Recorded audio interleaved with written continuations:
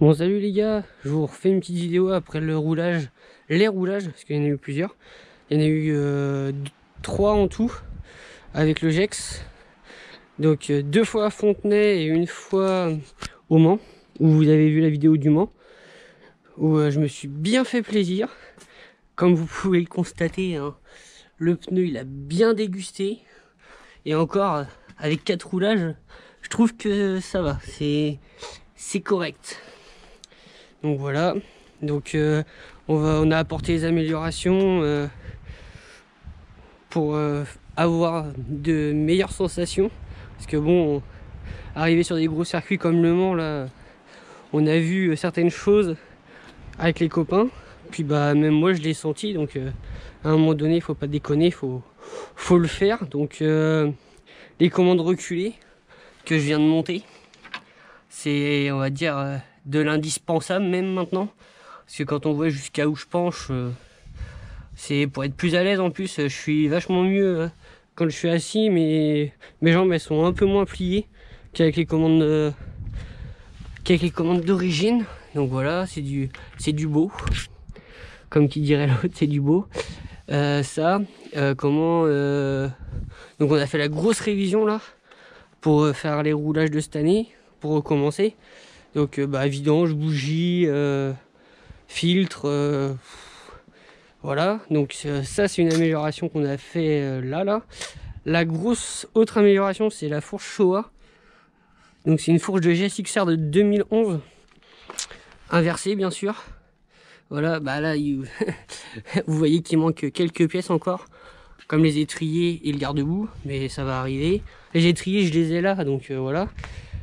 Mais ça parce que c'était plus pour la sécurité et pour le bon fonctionnement de la moto aussi, parce que la fourche normale qui est là-bas, on va dire qu'à un moment donné ça a ses limites, sans être méchant. Donc elle est là, elle est ici avec la jante, elle est ici, donc voilà.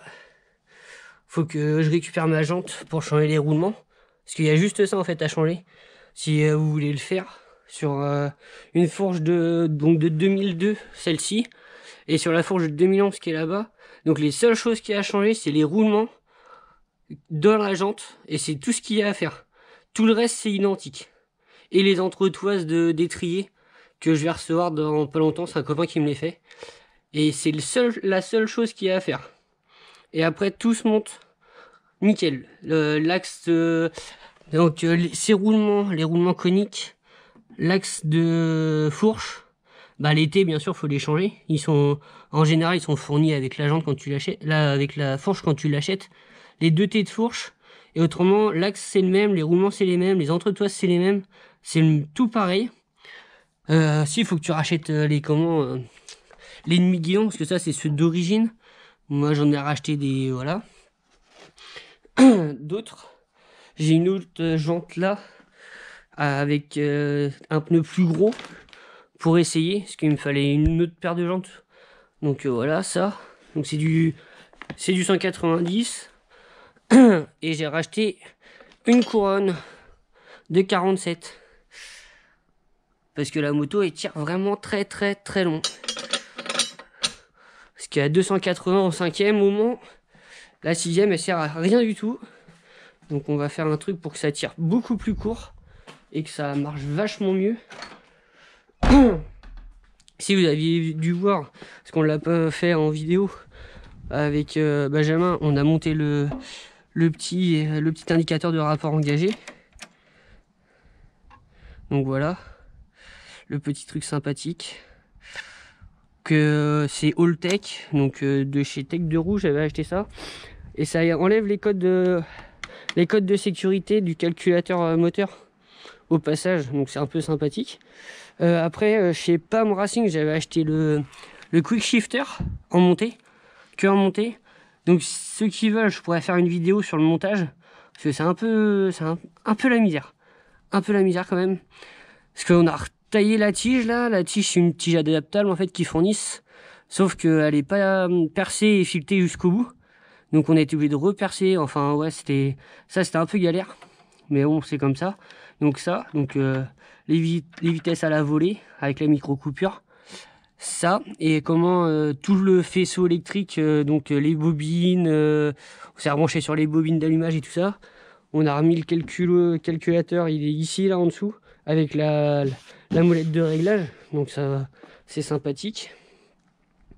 Donc ouais, pour en revenir au Mans, très très très sympathique comme roulage avec les gars. Il y avait c'était First on Track l'organisateur et il y avait des pilotes un peu reconnus quand même qui étaient là. Il y avait Freddy Forêt on a discuté ensemble. D'ailleurs, il m'a même conseillé d'acheter des couvertures chauffantes parce que il me voyait partir le matin vu que j'étais dans la session des débutants. On était les premiers à partir. Il est venu me voir, il me fait ça serait bien que tu achètes des couvertures chauffantes et il m'a expliqué pourquoi. Parce qu'il y en a plein qui disent sur les forums ou même sur d'autres sites d'acheter des couvertures chauffantes, mais il n'y a pas vraiment de raison ou quoi. Donc là, il m'a expliqué pourquoi. Parce que il conseillait un gars dans ma session et je l'ai doublé plusieurs fois parce que le gars il était avec un 41200 GT, donc une grosse routière avec le pare-brise, la radio, enfin un beau spécimen, pas trop conçu pour la piste, mais il était là quand même. Donc il s'est fait plaisir, il s'est fait conseiller par Freddy Forêt et il m'a dit que c'était très utile, donc j'en ai acheté. Donc c'est pour ça il y a pas mal de nouveautés en 2020 là. Donc la fourche Showa. Shifter, je l'avais déjà au Mans, c'est après le roulage de Fontenay-le-Comte que j'ai monté ça. C'est extraordinaire, ça change la vie en montée, c'est un truc de fou. Quoi d'autre? Ça, donc super ambiance, briefing au top, même les gars, le moindre conseil qu'on demandait, ils nous expliquaient, même si on n'avait pas pris l'option conseil pilote ou quoi. Il nous aidait quand même parce que voilà, il voyait bien et on est tous là pour la même passion, hein. Donc quand on vient et qu'on veut rouler, puis après l'ambiance sur les paddocks, génial aussi quoi. On a discuté, il y avait des Belges en face de nous, on les a même aidés parce qu'ils étaient en panne avec un ZX10R de 2017. Le capteur de RAM qui s'ouvrait plus, donc ça mettait le voyant moteur. Il a pu rouler que 5 sessions sur les 10 annoncées. Donc pas très heureux, mais bon c'est comme ça. Mais on l'a aidé et il a été voir les gars de Chikawa au Mans et ils ont réparé dans la minute quoi. Voilà. Mais non, super ambiance, on côtoie tout le monde, de tout niveau, pas de prise de tête, rien. Donc c'est génial quoi. Donc voilà, c'était pour ça aussi que je faisais la vidéo. Je ne vous ai pas filmé le montage de la fourche parce que ça a été quand même bien laborieux. Mais ouais, déjà avec une fourche d'origine, on peut bien se faire plaisir. Mais là, moi, je me suis fait plaisir parce que j'aime bien le beau matériel. Vous allez le voir d'ailleurs après, quand je vais vous faire voir les étriers que j'ai achetés. Mais je voulais me faire plaisir et puis c'est plus sécurisant. Et puis les gars, ils ont plus l'habitude de travailler là-dessus. Les gars les gars de l'atelier où je connais. Donc fourche inversée, maintenant c'est banal quoi, on va dire. À part sur des petites motos qu'on connaît bien, hein, 500 CB, et j'en passerai d'autres. Hein. Mais autrement, une fourche inversée, c'est la base maintenant. Et puis voilà, après on peut les préparer à volonté presque. Alors, donc c'est pour ça. Si aussi grosse nouveauté, c'est que j'ai acheté des jantes. Et là, je suis en 180 à l'arrière. Ouais, c'est ça. En 180 avec des Michelin 2CT+, les Power RS. Donc voilà, et les autres là-bas, l'autre là-bas c'est un Pirelli. Alors attendez, c'est un Pirelli. Est-ce que j'ai le même à l'avant? C'est un Pirelli Diablo Super Corsa SP. Donc on va voir aussi en changeant de pneu ce que ça donne pour voir. Je reste toujours en 320 en freinage. Et puis voilà. Après que la révision, on a fait la grosse révision quoi. Liquide de frein, liquide de refroidissement, enfin tout quoi. On va voir pour aussi améliorer les fixations du compteur pour que vous voyez un peu mieux. Parce qu'il y en a, ils m'ont signalé de mes copains, ouais mais on voit pas la vitesse. Bon enfin c'est pas... La vitesse max je m'en fous un peu, c'est plus me faire plaisir, aller faire frotter le genou par terre et puis voilà. Qui est arrivé au Mans, très vite d'ailleurs. Mais ouais ça fait très drôle. Pourtant avoir fait les roulages... à Fontenay 2 fois. La première fois que j'y étais sous la flotte avec les pneus neufs et les Pirelli, les Michelin Power RS, donc pas GG, mais c'était top. Parce que vu que les gars ils roulaient avec les pneus pluie, ils séchaient la trajectoire, donc tu restais dans la trajectoire et ça bougeait pas en fait. J'ai perdu aller entre 10 et 15 km/h entre mouillé et sec, parce que j'ai fait le sec après. Mais c'est vraiment énorme, énorme. Qu'on peut pas penser que ça tienne aussi bien par terre que ça, avec des pneus de route. Je fais des pneus de route, je tiens bien à le dire, parce que c'est quand même des pneus homologués.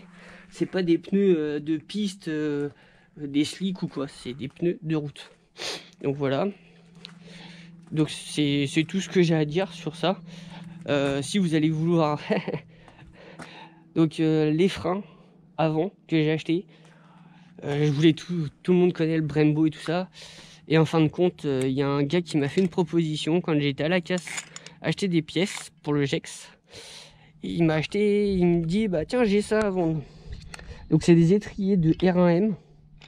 Donc c'est pour ça qu'il me faut des cales. C'est des étriers de R1M de 2019. Donc on va dire que là niveau freinage, je pense que on va pouvoir y aller sévère, ça va pas bouger tout de suite. Avec mon médecin de frein que j'ai déjà, le PR19. Donc dans la prochaine vidéo, je pense que vous allez voir, je vais vous faire le tuto montage avec les Duritavia et tout ça, et la purge. Parce que bon, c'est un peu de travail quand même, parce que comme vous avez pu voir là, il n'y a plus, il y a plus le système de freinage, j'ai tout enlevé. Parce que je passe en étrier. Oh. Bah c'est pas les mêmes fixations, je vais pas dire de bêtises, entre les radios, les axiaux. Donc je crois que c'était en axial j'étais avant avec les Tokiko, et là je passe en radial, donc ça va pas être pareil du tout. Donc voilà, et si vous voulez plus de choses, de contenu, vous pouvez toujours me suivre à Jonathan Livache sur Instagram et Facebook aussi, comme ça où je mets plus quelques photos de temps en temps de l'avancée de la moto, des pièces que je reçois. Donc voilà. Bon bah dites les gars, mettez un pouce bleu, abonnez-vous, et puis bah si vous voulez que je continue, mettez un petit commentaire, ça fait toujours plaisir. Bon allez, gaz à tous, salut.